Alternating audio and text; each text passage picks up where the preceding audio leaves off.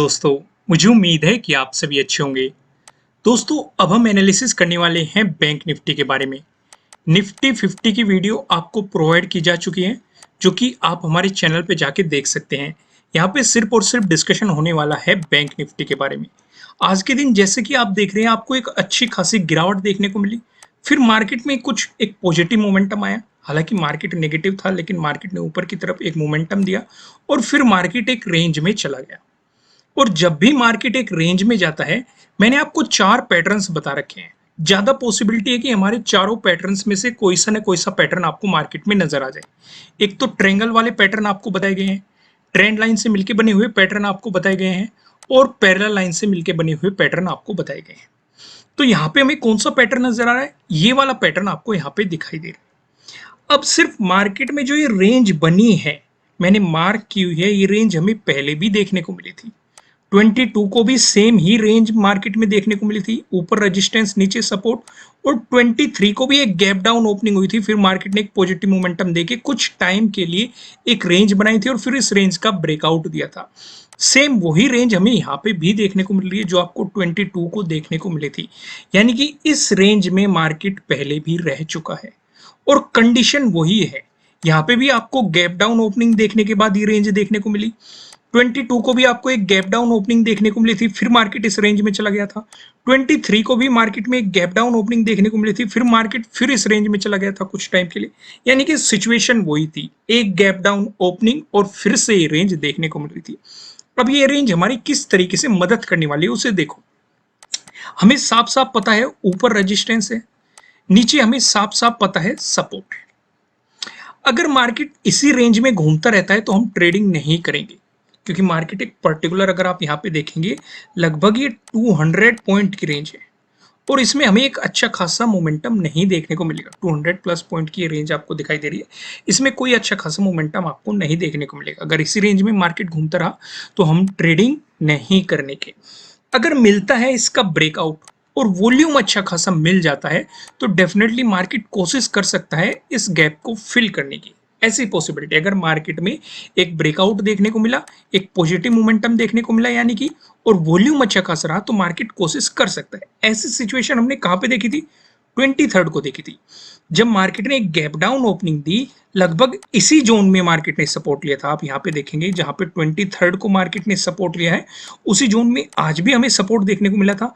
और यहीं से ही मार्केट ने फिर से इस रेंज में गया और फिर से इसका ब्रेकआउट दिया और मार्केट ने कोशिश की इस गैप को फिल कर दिया था। तो पॉसिबिलिटी ये है कि अगर आपको इसका ब्रेकआउट मिला, वॉल्यूम अच्छा खासा रहा, तो पॉसिबिलिटी है मार्केट गैप को फिल कर सकता है। ये तो कंडीशन रही ब्रेकआउट की सिचुएशन में। अब ऐसा तो कंपलसरी नहीं है कि आपको ब्रेकआउट मिले, आपको ब्रेकडाउन भी तो मिल सकता है। उस सिचुएशन के लिए हमें तैयार रहना चाहिए। उस सिचुएशन में अगर ब्रेकडाउन मिला आप और प्राइस नीचे सस्टेन किया तो आपको सेलिंग अपॉर्चुनिटी मिलेगी और सीधा सीधा आपका टारगेट जो 29 का डे लो बना है ये रहेगा, क्योंकि यहीं पे हमें 23 को भी सपोर्ट देखने को मिला था और आज के दिन भी 29 को मार्केट ने इसी जोन में सपोर्ट दिखाया है और इसी जोन में हमें 23 को देखने को मिला था। तो पहला सपोर्ट हमारा यही बनेगा।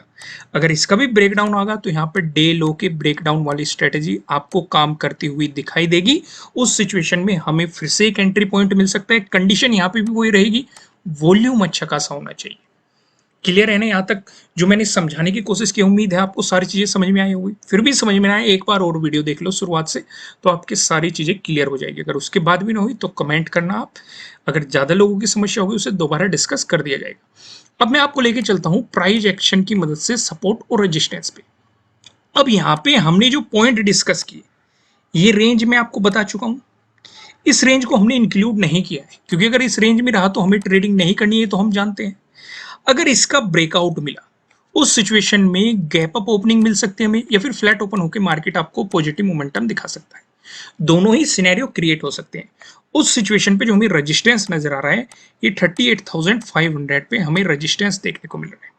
यहाँ पे 22 को भी मार्केट ने रेजिस्टेंस दिखाया था, 23 को भी मार्केट ने रेजिस्टेंस दिखाया था, इसका ब्रेकआउट देने के बाद सपोर्ट भी दिखाया था। 24 को भी इसी जोन के आसपास आपको सपोर्ट देखने को मिला था। अगर आपको इसका ब्रेकआउट मिलता है, अगला रेजिस्टेंस जो हमें नजर आ रहा है 38,700 पे हमें अगला रेजिस्टेंस यहाँ पे देखने को मिल रहा है। यहाँ पे आप देखेंगे 22 को जब गैप डाउन ओपनिंग हुई थी, मार्केट ने इसी जोन पे रेजिस्टेंस की तरह एक्ट करके आपको गिरावट दिखाई थी। सिर्फ इतना ही नहीं, 23 को भी जब गैप डाउन ओपनिंग हुई, मार्केट ने जो पॉजिटिव मोमेंटम लिया था, इसी जोन पे हमें मार्केट ने रेजिस्टेंस दिखाया था। 24 को अगर आप ऑब्जर्व करोगे, इस जोन में मार्केट ने सपोर्ट लेके आपको एक पॉजिटिव मोमेंटम दिखाया था। मैंने लॉजिक के साथ आपको एक्सप्लेन करने की कोशिश की, रेजिस्टेंस हो सकते हैं, कौन से हो सकते हैं, कहाँ पे हो सकते हैं, क्यों हो सकते हैं, पीछे मार्केट ने क्या रिएक्ट किया है इन रिएक्शन पे, ये डिस्कशन हो गया। दूसरा डिस्कशन करते हैं, अगर आपको गैप डाउन ओपनिंग देखने को मिलती है या फिर फ्लैट ओपन होकर मार्केट आपको नेगेटिव मोमेंटम दिखाता है, उस सिचुएशन में आप यहाँ पे देखेंगे जो हमारी ये रेंज थी जो आपको बताई गई थी, इसका भी ब्रेकडाउन मिलेगा। इसका ब्रेकडाउन मिलेगा, जो हमें सपोर्ट नजर आ रहा है वो 38,000 पे हमें सपोर्ट देखने को मिल रहा है। फिर मैंने आपको ये क्या कहा था जब मैंने आपको ये सिनेरियो समझाया था कि अगर मार्केट ने इसका ब्रेकडाउन दिया तो पॉसिबिलिटी है मार्केट अपने लो तक जाए, जो 29 का डे लो बन रहा है यहाँ पे सपोर्ट लेने की पॉसिबिलिटी करेगा। तो इसलिए हमने एक सपोर्ट लेवल इसी के आसपास आपको दिया है, ये रहेगा 37,900, ये सपोर्ट जोन रहेगा। और अगर इसका भी ब्रेकडाउन मिल गया तो डेफिनेटली आपके लिए यहाँ पे डे लो के ब्रेकडाउन वाली स्ट्रेटेजी का फैक्टर काम करेगा और आपको तब भी अपॉर्चुनिटी मार्केट में मिल सकती है। कंडीशन वही रहेगी, वॉल्यूम अच्छा खासा होना चाहिए। अगर वॉल्यूम नहीं है तो ट्रेडिंग नहीं करनी है, इस बात का मैं बार बार आपको बता देता हूँ। तो अब हम यहाँ से सीधा चलते हैं सबसे इंटरेस्टिंग चीज पे, जो कि हमारा नो ट्रेडिंग जोन, कहाँ पे हमें ट्रेडिंग नहीं करनी है। ये लगभग लगभग आपको सिमिलर नजर आएगा उसी रेंज से जो हमने आपको पैटर्न बताया हुआ है पैरेलल लाइन वाला, लगभग लगभग उसे पेन मिलता हुआ दिखाई देगा।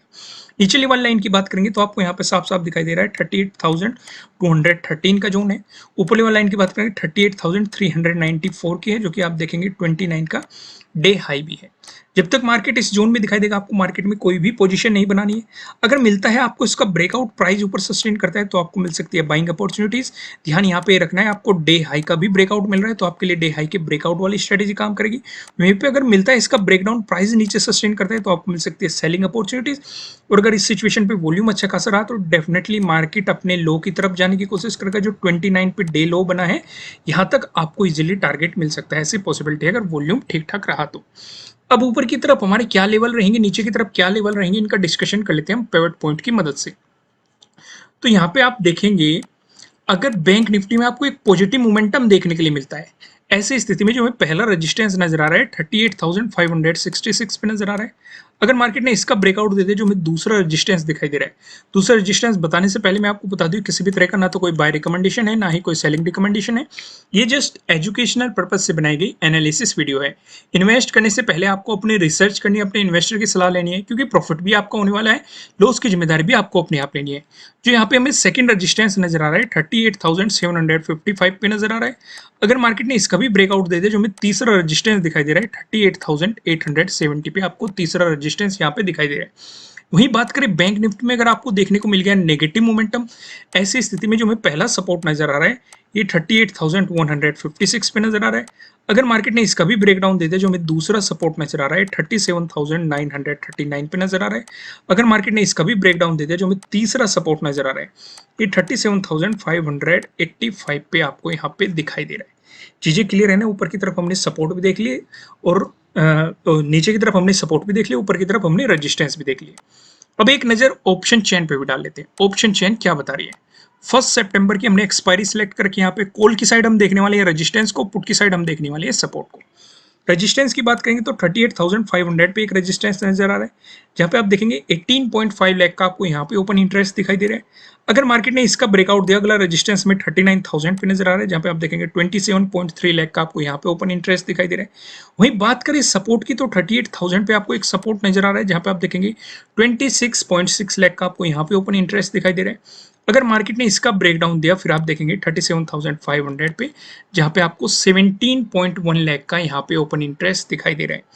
दोस्तों इस वीडियो को लाइक कीजिएगा, चैनल पे नए हो तो चैनल को सब्सक्राइब कीजिएगा और बेल आइकन प्रेस कीजिएगा, जिससे आपको आने वाली वीडियोस के नोटिफिकेशन मिल सकेंगे। कमेंट करके मुझे बताइएगा कि आपको ये वीडियोस कैसी लग रही है।